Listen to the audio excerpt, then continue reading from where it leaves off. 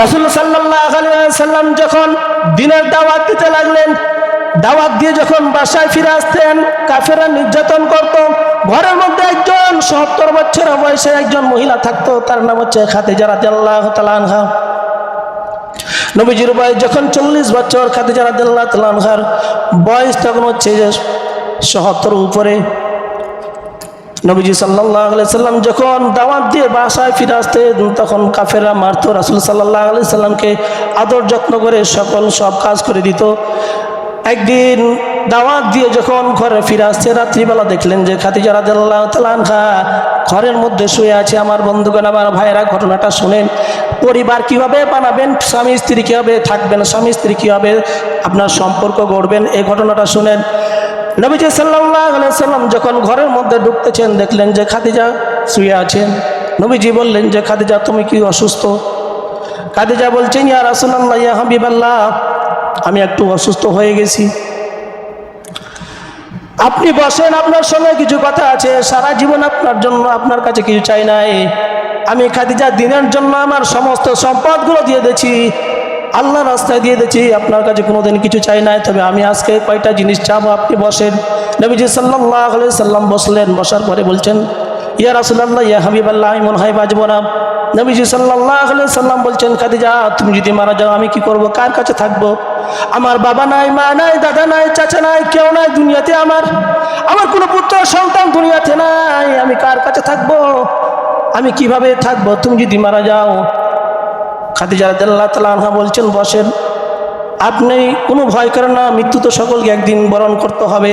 সুতরাং আজকে আপনার কাছে আমি কয়টা জিনিস চাবো। ১ নাম্বার জিনিস হলো, আমি আপনার কাছে চাবো, আমি যখন মারা যাব তখন আপনি নিজ হাতে আপনি আমাকে গোসল করাই দিবেন। কারণ আপনি এতদিন যাবত আপনাকে আমি প্রতিদিন নিজ হাতে ডলে ডলে আপনাকে গোসল করাই দিয়েছি। আপনার সঙ্গে বিবাহ হওয়ার পরে আমি আপনাকে একা একা গোসল করতে দেয় না, আমি নিজে গোসল করাই দিয়েছি। আজকে আমরা কি করি? আমার বন্ধুগণ, আমার ভাইয়েরা, আমার ১ নাম্বার ওসিয়ত হলো, আমি যখন মারা যাব তখন আপনি নিজ হাতে গোসল করাই দিবেন। রাসূল সাল্লাল্লাহু আলাইহি ওয়াসাল্লামের চোখের পানি বের হচ্ছে, আর বলছে, ঠিক আছে, আমি গোসল করাই দেব।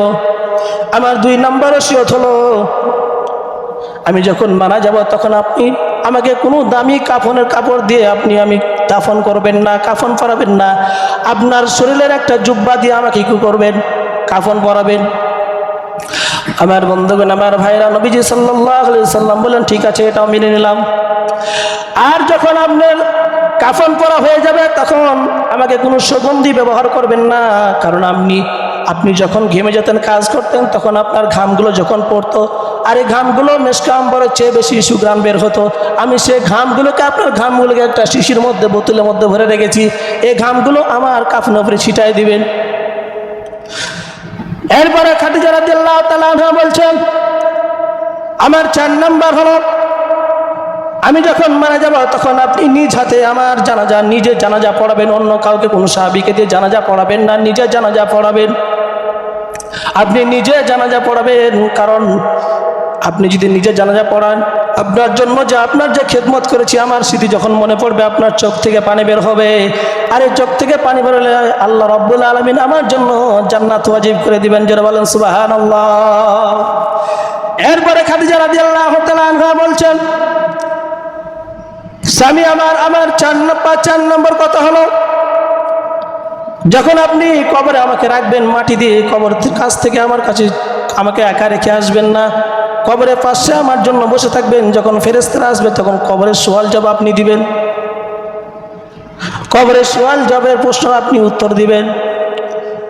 আমার বন্ধুগণ, আমার ভাইরা, এগুলো কথা বলতে বলতে এক পর্যায়ে খাদিজা রাদিয়াল্লাহু তাআলা ইন্তেকাল করলেন। লম্বা ঘটনা। মরে যাওয়ার পরে যখন রাসূল সাল্লাল্লাহু আলাইহি ওয়াসাল্লাম নিজ হাতে গোসল করালেন, নিজ হাতে কাফন পরালেন জুব্বা দিয়ে। এরপরে তার ঘামগুলো যখন ছিটাই দিলেন, এরপরে জানাজা পড়ালেন।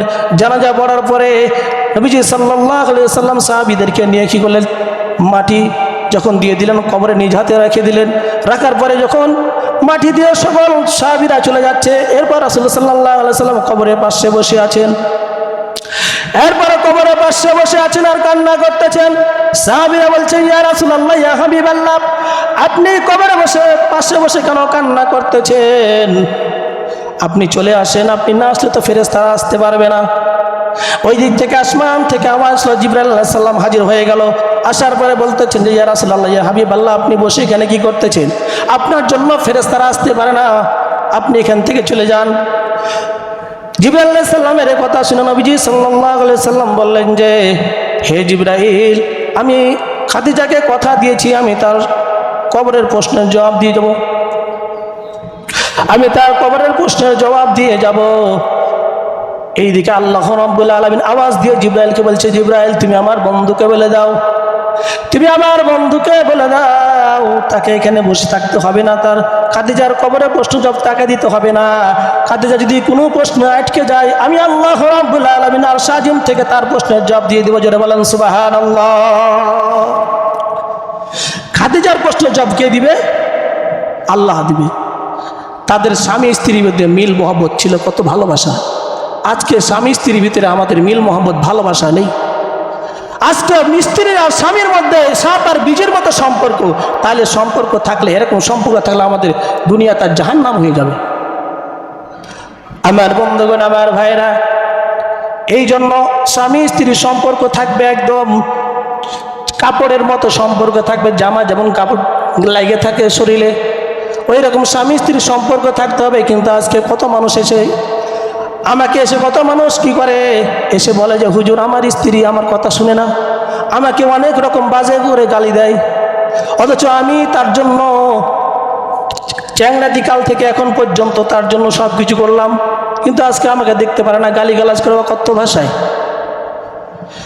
বুঝেন, কোনো স্ত্রী যদি কোনো স্বামীকে গালি দেয়, স্বামীকে দেখতে না পারে, স্বামীর খেদমত না করে, ও যতই কোরআন তেলাওয়াত করুক, আর যতই তাহাজ্জুদ করুক, আর যতই 100 বার হজ করুক না কেন, কোনো কাজে আসবে না, ওকে জাহান্নামে যেতে হবে। কারণ স্বামীর খেদমত করতে হবে। আমার বন্ধুগণ, আমার ভাইয়েরা, আল্লাহ রাব্বুল আলামিনের জন্য কোরআন কারীমের মধ্যে বলেন, ওয়াকালাল্লাযীনা কাফারু লা তাসমাউ লিহাদাল কুরআন। আল্লাহ রাব্বুল আলামিন বলেন, কাফেররা যখন বলল যে তোমরা মুহাম্মদ কোরআন তেলাওয়াত করে, মুহাম্মদের কোরআন তেলাওয়াত শুনতে যেও না। এই ঘটনা পরে বলছি। একজন ইহুদি ব্যক্তি, তার শেষ ইচ্ছা হলো যে মাছ খাবে, মরে যাবে, এমন সময় তার শেষ ইচ্ছা হলো যে মাছ খাবে। একজন মুসলমানের শেষ ইচ্ছা হলো, সে হলো জাইতুনের তেল খাবে। দুজন ব্যক্তির দুজনের দুই রকম ইচ্ছা। এই দুই ব্যক্তির দুই রকম ইচ্ছা। একজন মাছ খাওয়ার ইচ্ছা মৃত্যুর মুমূর্ষু অবস্থায়, যখন মানুষ দম আসা যাওয়া করে, তখন বলে না, বাবা কিছু খাবে নাকি, মনে আছে না, বলে না। এইরকম মুমূর্ষু অবস্থায় বলতেছেন, তুমি কিছু খাবা নাকি? ইহুদি ব্যক্তিকে বলছে, তখন বলছে, আমি একটা মাছ খাবো। কিন্তু পুকুরে দেখলো যে ইহুদির পুকুরে কোনো মাছ নাই। আল্লাহ রাব্বুল আলামিন দুইজন ফেরেশতাকে ডাক দিয়ে বলতেছেন, শুনো, ওই দুই ব্যক্তির কাছে দুইজন চলে যাও, তুমি চলে যাও অন্য জায়গা থেকে একটা মাছ তার পুকুরে ছেড়ে দাও, আর তুমি চলে যাও মুসলমানের বাড়িতে যা তার ভিতরে, তার ডেসিনের ভিতরে, তার আলমারির ভিতরে জাইতুনের তেল রাখা, সেটা নষ্ট করে দিবে। ইহুদির কি করবে? অন্তিম ইচ্ছা পূরণ করবে, আর মুসলমানের অন্তিম ইচ্ছা নষ্ট করে দিবে। দুজন ফেরেশতা চলে আসলো। আসার পরে ইহুদির পুকুরে মাছ ছেড়ে দিল। ইহুদির ছেলেরা সে মাছ ধরে রান্না করে বাবাকে শেষ ইচ্ছা খাওয়ালো। এরপরে মুসলমানের সন্তান তেল আনতে গেছে, তেল হাত দিয়েছে, হাতে বেঁধে তেল পড়ে গেছে জমিনে, সব শেষ হয়ে গেছে। এখন এই দৃশ্য দেখে দুজন ফেরেশতা হতভম্ব হয়ে গেল যে আল্লাহ তাআলা এর মধ্যে কি রেখেছে। এরা দুজন যাওয়ার পরে আল্লাহ তাআলা বলছে, আল্লাহ, আপনি আশা পূরণ করুন মুসলমানদের, যেটা যারা আপনার ইবাদত করে, তার কথা আপনি তাদের অন্তিম ইচ্ছা পূর্ণ করবেন। কিন্তু ইহুদির অন্তিম ইচ্ছা পূর্ণ করলেন, আর মুসলমানকে তুমি তার ইচ্ছা পূর্ণ করলেন না। আল্লাহ তাআলা তখন বলছে, শোনো, যত দুনিয়ার ভিতরে কাফের, মুশরিক, হিন্দু, বৌদ্ধ যারা আছে, তারা দুনিয়ার মধ্যে ভালো কাজ করে না, ভালো কাজ করেন। ভালো কাজ করার কারণে তাদের প্রতিদান আমি দুনিয়াতে দিয়ে দিই। তাদের পরকালে কোনো প্রতিদান নাই, প্রতিদান তাদের নাম জাহান্নাম। এই জন্য আমি তাদেরকে, তার শেষ ইচ্ছা, সে ভালো কাজ করেছিল একটা, কিন্তু তার শেষ ইচ্ছা ছিল যে মাছ খাওয়ার জন্য, তার ভালো কাজের বদলা আমি দিয়ে দিয়েছি।